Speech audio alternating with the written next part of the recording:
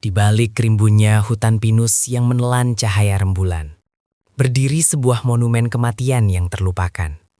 Tempat di mana jeritan pasien yang tersiksa masih bergema di lorong-lorong yang membusuk. Rumah sakit Medika Abadi bukan sekadar bangunan tua yang runtuh, melainkan sebuah penjara bagi jiwa-jiwa yang tak pernah menemukan jalan pulang setelah eksperimen keji mengakhiri napas mereka secara paksa. Langkah kaki Aris terhenti tepat di depan gerbang besi yang telah dimakan karat selama lebih dari 3 dekade. Suara dari logam yang beradu dengan angin malam menciptakan simfoni yang menyayat hati. Seolah-olah bangunan di hadapannya sedang memberikan peringatan terakhir bagi siapapun yang berani melangkah masuk. Di sampingnya, Bayu, sang juru kamera, mencoba mengatur napasnya yang mulai memburu. Sementara lensa kameranya menangkap partikel debu yang menari-nari dalam sorotan lampu senter yang pucat.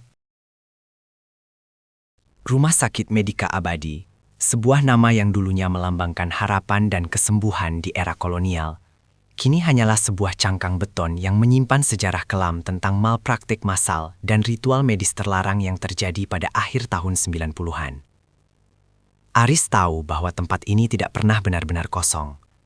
Setiap sudut ruangan, setiap retakan di dinding, dan setiap helai tirai yang compang-camping menyimpan memori tentang penderitaan yang tak terkatakan. Udara di sekitar mereka terasa semakin berat, membawa aroma khas rumah sakit yang aneh. Campuran antara antiseptik yang sudah kedaluarsa, kayu yang melapuk, dan bau anyir yang samar namun konsisten. Mereka mulai melangkah melewati pintu utama yang sudah terlepas dari engselnya. Lantai lobi yang dulunya dilapisi marmer putih, kini tertutup oleh lapisan tebal debu, kotoran kelelawar, dan pecahan kaca yang berkilauan seperti permata hitam di bawah cahaya senter. Aris mengarahkan cahayanya ke meja resepsionis yang masih menyisakan tumpukan dokumen yang sudah menguning dan hancur. Di sana, sebuah buku registrasi pasien terbuka pada halaman terakhir, tertanggal 14 Mei 1998, hari di mana seluruh staf medis dan pasien menghilang secara misterius dalam satu malam, tanpa meninggalkan jejak sedikit pun. Bayu merasakan bulu kuduknya berdiri saat ia melihat bayangan hitam melintas dengan cepat di ujung lorong sebelah kanan. Namun saat ia mengarahkan kameranya ke sana, hanya ada kegelapan pekat yang seolah-olah menelan cahaya lampunya. Mereka tidak sedang sendirian. Ada ribuan pasang mata yang tak terlihat, mengawasi setiap gerak-gerik mereka dari balik kegelapan ruangan-ruangan gelap yang berjejer di sepanjang koridor. Sejarah mencatat bahwa Rumah Sakit Medika Abadi dipimpin oleh seorang kepala dokter bernama Dr. Adrianus van der Meer, seorang pria yang dikenal jenius namun memiliki obsesi yang tidak sehat terhadap batas antara hidup dan mati. Aris menjelaskan dengan suara berbisik bahwa Adrianus diduga melakukan eksperimen ilegal terhadap pasien-pasien gangguan jiwa dan narapidana politik yang dikirim ke sana secara rahasia. Mereka menyusuri lorong menuju sayap barat, tempat bangsal psikiatri berada. Di sini suasananya jauh lebih menekan. Pintu-pintu sel kayu dengan lubang kecil di tengahnya masih terkunci rapat, namun dari dalam terdengar suara garukan kuku yang halus pada permukaan kayu yang keras. Aris mencoba membuka salah satu pintu, dan saat pintu itu terbuka dengan paksa, ia menemukan sebuah kursi roda tua yang menghadap ke jendela yang pecah, seolah-olah ada seseorang yang baru saja duduk di sana beberapa detik yang lalu. Bayu mendekatkan kameranya ke kursi roda tersebut, dan tiba-tiba kursi itu bergerak mundur beberapa inci dengan sendirinya, menciptakan suara gesekan logam yang memekakkan telinga di tengah kesunyian malam. Ketakutan mulai merayap di bawah kulit mereka. Namun rasa ingin tahu dan dorongan untuk mengungkap kebenaran membuat mereka terus melangkah lebih dalam ke jantung kegelapan. Mereka menaiki tangga menuju lantai 2, di mana unit perawatan intensif dan kamar bedah berada. Setiap anak tangga yang mereka injak mengeluarkan suara retakan yang seolah-olah merupakan protes dari bangunan yang sudah sekarat itu. Di lantai 2, suhu udara turun secara drastis, hingga napas mereka berubah menjadi uap putih yang tipis. Dinding-dinding di lantai ini penuh dengan coretan tangan yang tampak seperti simbol-simbol okultisme, dicampur dengan noda darah kering yang sudah berubah warna menjadi coklat kehitaman. Aris menemukan sebuah ruangan yang diyakini sebagai ruang kerja pribadi Dr. Adrianus. Di dalamnya, rak-rak buku masih berdiri, meskipun sebagian besar isinya telah dimakan rayap. Namun, di atas meja kerja yang besar, terdapat sebuah jurnal kulit yang masih utuh. Aris membukanya dengan tangan gemetar, membaca catatan terakhir yang ditulis dengan tulisan tangan yang sangat kacau. Mereka tidak mati, mereka hanya berubah bentuk. Suara-suara itu menuntut lebih banyak darah untuk membuka gerbang yang telah lama tertutup. Tiba-tiba, sebuah suara dentuman keras terdengar dari arah ruang bedah yang berada di ujung koridor. Suara itu diikuti oleh suara tawa kecil seorang anak perempuan yang terdengar sangat jernih, seolah-olah ia berdiri tepat di belakang mereka. Bayu berputar dengan cepat, namun tidak ada siapa-siapa di sana.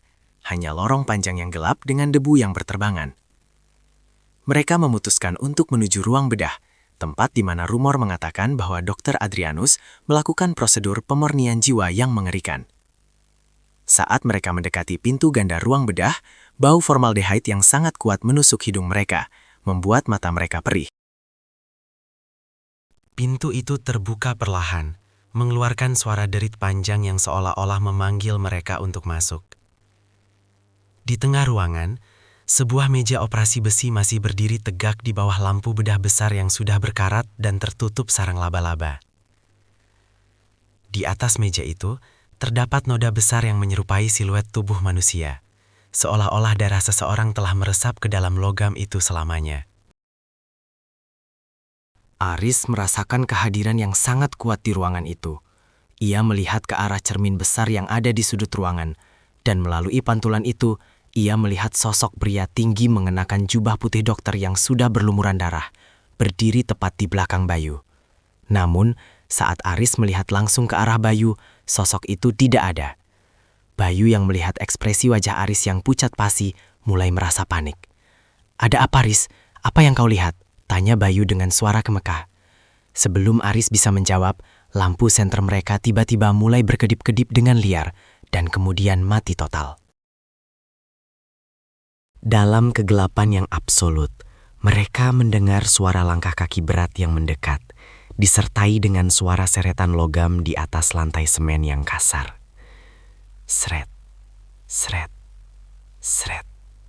Suara itu semakin dekat, dan bersamaan dengan itu, suhu ruangan menjadi sangat dingin hingga kulit mereka terasa seperti ditusuk-tusuk jarum es. Aris mencoba menyalakan kembali senternya, dan saat cahaya itu kembali menyala, mereka melihat semua pintu di ruangan itu telah tertutup rapat dan terkunci dari luar. Mereka terjebak. Di tengah keputusasaan, Aris menyadari bahwa mereka telah masuk ke dalam sebuah jebakan yang telah disiapkan selama puluhan tahun. Dinding-dinding ruangan seolah-olah mulai menyempit, dan suara bisikan ribuan orang mulai memenuhi telinga mereka, menceritakan kisah-kisah penderitaan, rasa sakit, dan pengkhianatan. Bayu mulai berteriak histeris saat ia merasakan tangan-tangan dingin yang tak terlihat mulai menarik pakaiannya, mencoba menyeleknya ke bawah meja operasi. Aris dengan sigap menarik Bayu dan mencoba mendobrak pintu keluar dengan seluruh kekuatannya. Setelah beberapa kali hantaman, pintu itu akhirnya terbuka.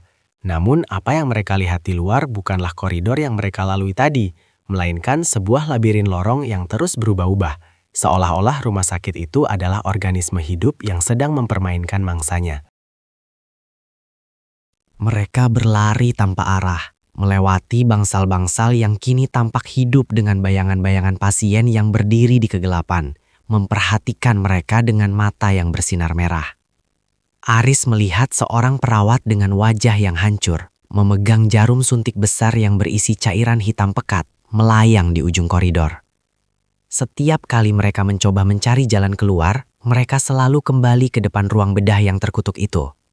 Sejarah kelam tempat ini bukan hanya tentang apa yang terjadi di masa lalu, tetapi tentang energi negatif yang terus tumbuh dan memakan siapapun yang cukup bodoh untuk masuk. Aris teringat akan catatan di jurnal Dr. Adrianus tentang gerbang yang tertutup. Ia menyadari bahwa rumah sakit ini adalah titik temu antara dunia manusia dan alam baka yang terdistorsi oleh eksperimen sang dokter. Untuk bisa keluar, mereka harus menemukan jalan menuju ruang bawah tanah, tempat di mana generator utama berada. Karena konon, di sanalah pusat dari segala kutukan ini bermuara. Dengan sisa tenaga yang ada, mereka menemukan tangga menuju ruang bawah tanah yang tersembunyi di balik lemari penyimpanan obat. Tangga itu sangat curam dan licin karena kelembapan yang tinggi. Di bawah sana, suasananya jauh lebih mengerikan daripada lantai-lantai di atasnya. Ruang bawah tanah itu berfungsi sebagai kamar mayat sekaligus tempat penyimpanan limbah medis. Ratusan laci penyimpanan mayat berjejer di dinding, dan banyak di antaranya yang terbuka, menampakkan kain kafan yang sudah membusuk. Di tengah ruangan terdapat sebuah tungku kremasi besar yang pintunya menganga lebar seperti mulut raksasa yang lapar. Aris melihat sesosok makhluk yang sangat besar, terdiri dari tumpukan daging dan anggota tubuh yang dijahit menjadi satu, sedang berdiri di depan tungku tersebut. Makhluk itu adalah manifestasi dari semua korban Dr. Adrianus, sebuah entitas yang haus akan pembalasan dendam. Makhluk itu mulai bergerak menuju mereka dengan gerakan yang patah-patah, namun sangat cepat. Aris dan Bayu berlari menuju sebuah celah sempit di dinding, yang tampaknya merupakan saluran udara lama.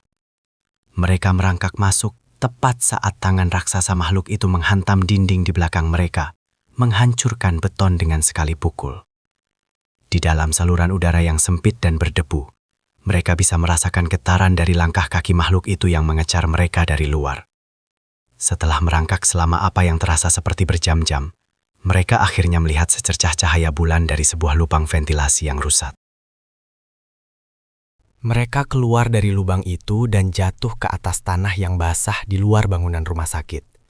Tanpa menoleh ke belakang, mereka terus berlari menuju mobil mereka yang diparkir jauh di pinggir jalan hutan. Saat mereka berhasil masuk ke dalam mobil dan menyalakan mesin, Aris sempat melihat ke arah jendela lantai atas rumah sakit. Di sana, berdiri sosok Dr. Adrianus, menatap mereka dengan senyum dingin yang mengerikan. Sementara di sampingnya, ribuan jiwa yang tersiksa melambaikan tangan, seolah-olah mengucapkan selamat tinggal yang penuh ancaman. Pengalaman itu mengubah hidup mereka selamanya. Bayu tidak pernah lagi mau menyentuh kamera. Sementara Aris sering terbangun di tengah malam karena mendengar suara bisikan dari jurnal yang tanpa sadar masih ia bawa di dalam tasnya. Rumah sakit Medika Abadi tetap berdiri di sana, tersembunyi oleh pepohonan dan kabut, menunggu korban berikutnya untuk menjadi bagian dari sejarah kelamnya yang tak pernah berakhir. Mereka menyadari bahwa beberapa rahasia memang seharusnya tetap terkubur, dan beberapa tempat memang tidak ditakdirkan untuk dikunjungi oleh yang masih hidup. Karena di sana, kematian hanyalah awal dari penderitaan yang kekal. Jangan lupa untuk menekan tombol subscribe dan like jika cerita ini membuat bulu kuduk kalian berdiri. Bagikan video ini kepada teman-teman kalian yang menyukai misteri dan sejarah kelam. Tuliskan di kolom komentar, dari manakah kalian menonton video ini sekarang? Saya ingin tahu seberapa jauh cerita horor ini menjangkau kalian. Sampai jumpa di penjelajahan misteri berikutnya.